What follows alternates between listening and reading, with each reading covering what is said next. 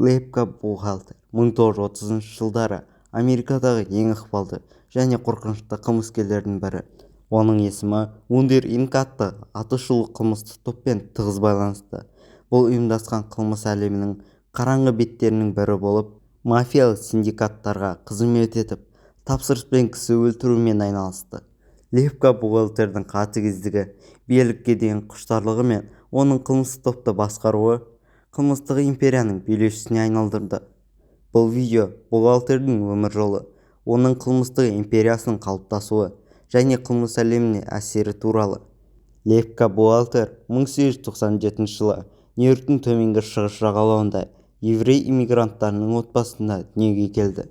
Оның отбасы кедейлікте өмір сүрді, ал жас Лепканың өмірі ерте жастан қиындықтарға толы болды. Оның әкесі ол жас кезінде қайтыс болып, анасы отбасын асырау үшін күні-түні жұмыс істеді. Әкеден айырылу Луистің өміріндегі шешуші кезең болды. Себебі бұл оның қылмыс әлеміне түсуінің алғашқы қадамдарына ықпал етті. Бала кезінен бастап Луис көшедегі өмірге араласып, ұсақ қылмыстарға қатыса бастады. Ол қара базардағы ұрлықтар мен саудагерлерді тонаумен айналысты.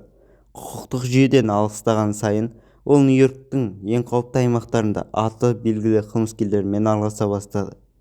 1920 жылдары бухгалтер ірі қылмыстық топтарға жақындап, өз орнын таба бастады. Бухгалтер өзінің қатыгездігі мен батылдығы арқасында мафияның ықпалды мүшелерінің назарын аударды. Ол ұйымдасқан қылмысқа терең еніп, есірткі, алкоголь, контрабандасы және рейдпен айналыса бастады.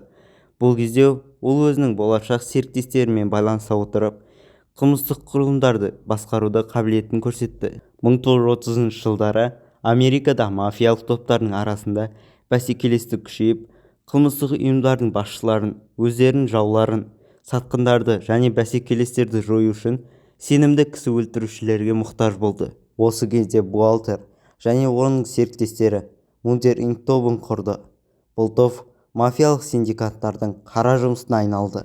Олар кісі өлтіру тапсырмаларын орындап, қарсыластарды жоюмен айналысты. Мундир Инк құрамасында Бруклин мен Нью-Йорктің әртүрлі мафиялық топтарынан шыққан қатыгез және тәжірибелі қылмыскерлер болды. Топтың ішінде Лепка басты рөлді атқарып, оның әрбір мүшесі қатаң тәртіпке бағынды. Олардың басты жұмысы мафия үшін кісі өлтіру.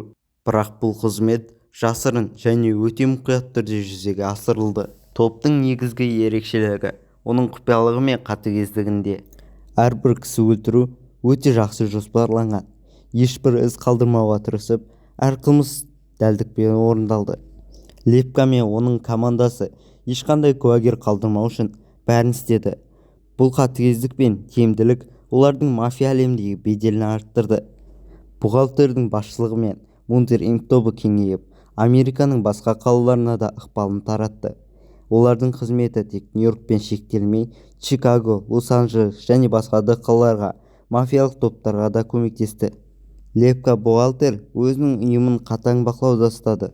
Топтың мүшелері Лепканың бұйрықтарын орындауға міндетті болды, ал сатқындар мен ережелерді бұзғандар жазасыз қалмады. Мундир Инк тек қана мафиялық синдикаттарға емес, бухгалтердің жеке пайдасы үшін де жұмыс істеді. Бухгалтер өз мафиялық серіктестерімен бірге Нью-Йорктің қылмыстық әлемде ең ықпалды тұлғалардың бірі болды. Оның ұйымы мафиялық басшылардың сенімін толықтай ақтап, қылмыстық тапсырмаларды жоғарғы деңгейде орындады. Бухгалтердің басшылығымен Мундир Инк тобына жүгінген мафия лидерлері оның қылмыстық империясының басты тұлғасы ретінде қабылдай бастады. 1930 жылдардың соңына қарай бухгалтердің қылмыстық әрекеттері құқық қорғау органдарының назарын аударды. ФБР және басқа да федералдық агенттер Мундир Инк тобының қылмыстарын зерттей бастады. Бұл кезде бухгалтер кісі өлтіру және басқа да қылмыстар бойынша қудалауға түсті. Оның қылмыстық әрекеттері ашылып, оған қарсы бірнеше істер қозғалды. Тергеу мен тұтқындау қаупінен қорыққан Лепка 1937 жылы қашып кетті. Ол бірнеше жыл бойы жасырын жүрді, бірақ ақырында құқық қорғау органдарының күшімен ұсталды. Бухгалтердің ұсталуы тарихта оның билігінің аяқталуын білдірді. Ол кісі өлтіру, рейд және басқа да қылмыстар үшін сот алдында жауап беруге мәжбүр болды. 1939 жылы лепка кісі өлтіру және басқа да қылмыстар үшін айыпталып сотқа тартылды. Оның сот процестері үлкен қоғамдық назарға ие болды. Ақырында бухгалтер 1944 жылы өлім жазасына кесіліп, электр орындығында орындалды. Оның өлімі Мундер Инк дәуірінің соңын білдірді. Лепка бухгалтері мен оның Мундер Инк тобы Америкадағы ұйымдасқан қылмыстың дамуына үлкен ықпал етті. Лепканың басқаруымен бұл топ мафиялық синдикаттардың тұрақты бөліміне айналып, қылмыстық тапсырмаларды орындауда шеберлік көрсетті. Олардың қатыгездігі мен тиімділігі мафиялық ұйымдардың өз ішіндегі сатқындықты жоюға көмектесті. Бухгалтердің әрекеттері құқық қорғау органдарының қылмыстық топтарға деген көзқарасын өзгертуге мәжбүр етті.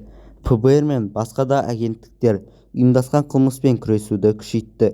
Луис бухгалтердің тарихы ұйымдасқан қылмыстың дамуындағы елеулі кезеңдердің бірі болды. Оның билігі мен қылмыстық империясының өрлеуі ақш-тағы қылмыс әлемінің құрылымы мен жұмыс істеу тәсілдеріне үлкен әсер етті. Олардың қатыгездігі мен ұйымдасқан қылмысты қалай жүргізгені бүгінгі күнге дейін көптеген кітаптар, деректі фильмдер және кинофильмдер арқылы бейнеленіп келеді.